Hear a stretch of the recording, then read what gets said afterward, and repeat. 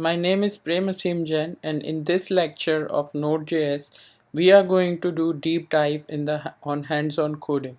So previously, we in the last lecture, and we learned about Node.js framework, its introduction, how its asynchronous behavior works, how it is non-blocking, and some details about the event loop.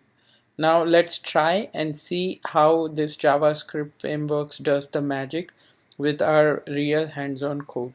So there you can check out my repository from GitHub, which would be premaseem.com and Node.js Playground. So the better way to learn is either you can download code from there and try it out, or do hands-on coding. That would help you. So you might need to go to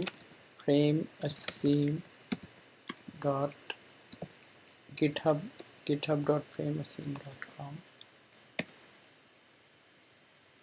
and here in the repo, if you would search Node, you will find Node.js Playground, and once you click this, you will find stuff in there which I will be pushing as we learn and go through here. So the setup is pretty simple. You just need to have the node installed. If you are using Mac, you can find install node on Mac. So there is brew, which can do the stuff for you. You just have to do brew install and node, and then it will install everything on.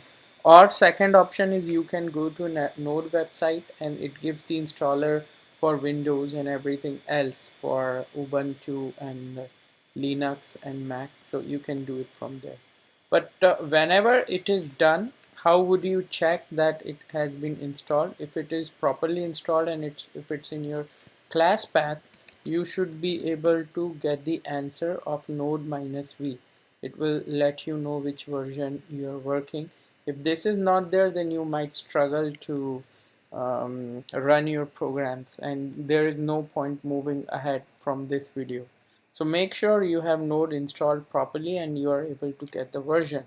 There is something which is called as npm, which is nothing but the node package manager, which manages all different packages, all different libraries which people can download and use it. So instead of reinventing the wheel, you can import any module from there, and that can be used. So we'll learn about package.json, how you can define those packages, whichever you want to learn and get. But first we'll run a super simple program. So I am following a website. I would also put the link in my YouTube video, so you can go there and you can follow for more explanation these videos and try it out. So first thing is we are going to do a simple web application which will return hello world. So we are going to create a web server. So in node application consists of following three components. One is import required modules. We use required directive to load node.js. So directive is something which would provide directions to the framework for doing something. So you say require means the framework will go and fetch some of the modules which are bundled out of the box, which means they are there when library comes in, or when the framework installs on your box, they are there and ready to be used. So there is nothing much you need to do. However, there are some custom modules which you might have to install explicitly to use, and you can give the version. So just to keep it super simple, you are using in our example require like HTTP module, so it would come here. Second thing what we are doing here is a server which will listen to client requests similar to Apache HTTP server. So people from Java background or XAMPP background, they know Apache has different servers basically.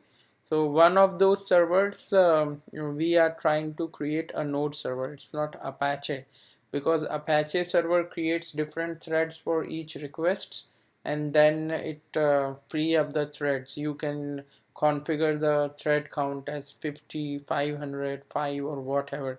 So each request, whenever it comes from the web browser, it would assign it to a thread would work, and then it would return. So there are plus and minus benefits of that, disadvantages of that. However, Node is a single threaded model, so there will be just single thread, and that would do the time sharing. We have learned it that in previous lectures. So it is more fast and efficient comparatively for the purpose for which Node is meant for, if you use it right. Now read request and return response. So in this first application, we'll just read any random request, whatever comes to our port, and the address which we will be giving. Essentially, that is called as the endpoint, API endpoint, and then we'll return the response. So we'll return hello world, for example. Server created will return that. So what we are going to do over here is we'll follow just step by step, and we'll learn as whatever we are doing over there. So let's say we have first step. So we are using require directive. What I did is, this is just a folder called as web server, and I have a JS file which is web server. You can name it anything. And then I am requiring the HTTP module which is inbuilt from Node.js, and assigning, so it would create the instance of this module and give me the handle inside this variable which is called as HTTP. Once I get the handle of that, I can call any method on this HTTP, like client, create server, or whatever. So we want to try create server. So we'll just go ahead, and then we will say I want to create a server. Now this create server takes the argument, and inside that argument we can essentially give it a function, and that function will do the job for us. So there are multiple ways of implementing. So we just imagine that we create server will give us return the instance. On that instance we can call the method listen, and once we do the listen, we can provide it the port number, which would be 8081.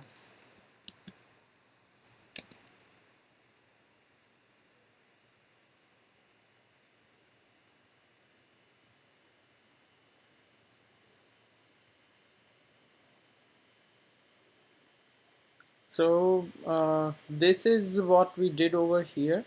Now we'll just try to run it, this simple stuff. Now how to run this? If you are using IDE, you can just do a run, but essentially you can run it with the terminal. So you can go to the terminal, and then you can write something like this as node. So node is the keyword which would invoke any node application. So we will come here and we say node web server.js. So as soon as you click this, it would start running this server. So right now instance has been created, server is running, and it's listening on 8081, but you don't see any information there because we have not used the log there. So now next step would be, we will be printing it on the console. So now I'm going and printing it over here. We'll see Control C, so it would terminate or stop the server. Then we'll say again this. So this guy, if there might be any errors, it might have errored out. If it isn't, then it's working fine, and you're getting this log message saying server is running fine on so and so server, so and so port. So we will try it out on a web browser, and we'll see. So basically nothing happens because we haven't instructed this server what to do, when what request would come, how you need to request, and how you will handle request to respond it. So that is the thing which we have to now do it. So we will do that as part of a function. So we would write this function, and function will take care of the request and response. So function takes two arguments, which is request and response. So just to be fast, we will just take this function which has a request and a response, and then whatever it does, we will first do it as is. So we are going to go there, and then we are going to pass this function as a parameter. So this was a parameterized method which creates a server.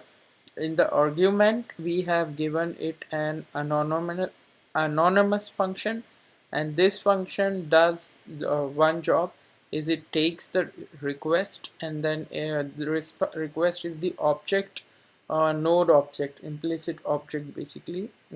So we get hold of the request object, and then we also tweak something with the response. So as soon as we get request, we don't fetch anything from it, but for the response we have a method called as write head. So we can write the header, like 200 would be the status code, and the content type would be whatever we want to decide, say application slash JSON or text slash plain, whatever. And then we, whenever we want to end the response, we'll say response dot end, so it would send back whatever we want the text or stuff to get traveled. So we have just we are printing hello world. So let us try to restart the server again. So I did a control C, it stopped the server. Now simply we need to do, let's make sure that everything is saved. So we did a save all. We said node web server.js. So this is now running on 8081. Now if we'll run this, so we see the response. So as soon as we do a request here, it would give us a response back. There is something interesting which is called as Web Developer Toolbar. So if you will come to Tools, Web Developer Toolbar, there also you can track these stuff. So you can clean everything here, and then as soon as you will do the request, you will get the response of whatever your local request you're doing. It tells you that what's the status code. So we'll cover more on status code like 404, 200 and everything. But to conclude this lecture, what we did is hands-on created a simple web server using the Node application. Thanks for watching. For questions, feel free to email me.